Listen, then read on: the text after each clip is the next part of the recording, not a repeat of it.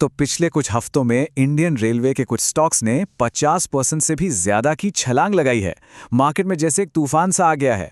लेकिन इस जबरदस्त तेजी के पीछे की असली वजह आखिर है क्या? तो चलिए इस पूरी पड़ताल में हम इसी सवाल का जवाब ढूंढते हैं। तो सबसे बड़ा सवाल यही है, आखिर रेलवे स्टॉक्स में ये अचानक से इतना बड़ा उछाल क्यों आया? क्या ये सिर्फ एक हवा का बुलबुला है जो कभी भी फूट सकता है, या फिर इसके पीछे कोई ठोस वजह है? चलिए इसी को समझने की कोशिश करते हैं। ठीक है, तो जरा इसमें गहराई से उतरते हैं। देखिए, ये जो पूरी रैली हम देख रहे हैं, ये पूरी तरह से 1 फरवरी को आने वाली यूनियन बजट से पहले की उम्मीदों और जो अनऑफिशियल रिपोर्ट्स आ रही हैं, उन पर आधारित है। यानी पूरा का पूरा बाजार आज कल आने वाली खबरों पर दांव लगा रहा है।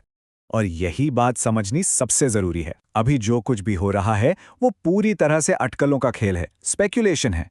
असलियत क्या है इसका पता तो बजट वाले दिन ही चलेगा। मतलब ये एक हाई स्टेक्स गेम है जहां उम्मीदें ही शेयरों की कीमत को आसमान पर पहुंचा रही हैं। और ये इन्वेस्टर्स के लिए बड़े मौके भी बना रहा है और उतने ही बड़े जोखिम भी। अच्छा, इस साल की उम्मीदों को समझने के लिए ना हमें एक नज़र पिछले साल पर डालनी होगी। पिछले साल का बजट कह सकते हैं कि रेलवे सेक्टर के लिए काफी निराशाजनक था। लेकिन इस बार उम्मीदें बिल्कुल आसमान छू रही हैं। अब जरा इस चार्ट को देखिए, ये काफी दिलचस्प है। पिछले साल यानी FY26 के लिए बजट एलोकेशन लगभग फ्लैट था, मतलब कोई खास बढ़ोतरी नहीं हुई। और हुआ क्या? बजट के ऐलान के ठीक बाद रेलवे स्टॉक्स धड़ाम से नीचे गिरे थे।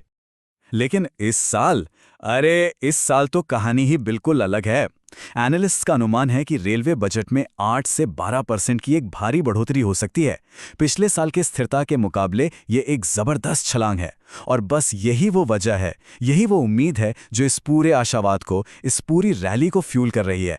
तो सवाल ये उठता है कि ठीक है, अगर ये बढ़ा हुआ पैसा आता है तो ये जाएगा कहाँ? चलिए अब उन खास एरियाज पर नजर डालते हैं जहां बड़े निवेश की सबसे ज्यादा चर्चा है।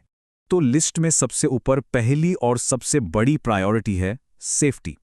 हाल में जो दुर्घटनाएं हुई हैं, उन्होंने इसे सरकार के लिए एक बहुत बड़ा चिंता का विषय बना दिया है।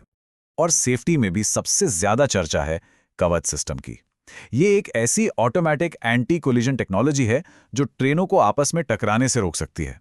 तो उम्मीद यही है कि सरकार इस लाइफ सेविंग टेक्नोलॉजी में भारी निवेश का ऐलान करेगी। और बस इसी एक उम्मीद ने इससे जुड़ी कंपनियों के शेयरों में जैसे पंख लगा दिए हैं। प्रायोरिटी 1 थी सेफ्टी। अब आते हैं प्रायोरिटी 2 पर, एक्सपेंशन, यानी रेलवे नेटवर्क और फ्लीट का विस्तार। भारत के रेलवे को और बड़ा और बेहतर बनाने पर पूरा जोर है। अब इसमें भी 2 मेन बातें हैं। पहला, करीब 20 नई मॉडर्न वंदे भारत ट्रेनों का ऐलान होने की उम्मीद है।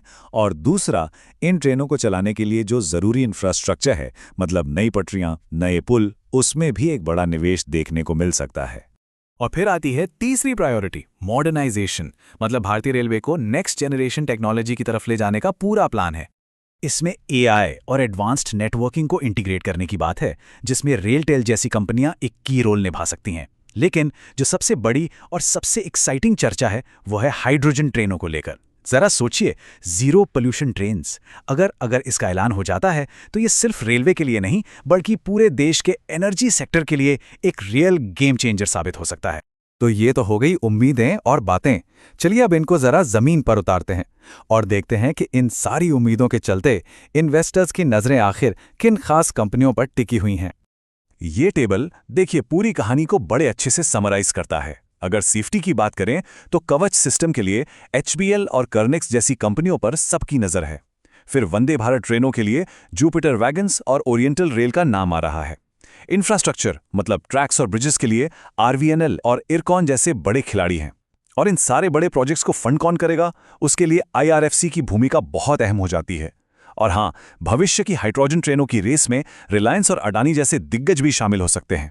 ओके, तो अब तक हमने बात की खबरों की, उम्मीदों की, बजट में क्या आ सकता है उसकी।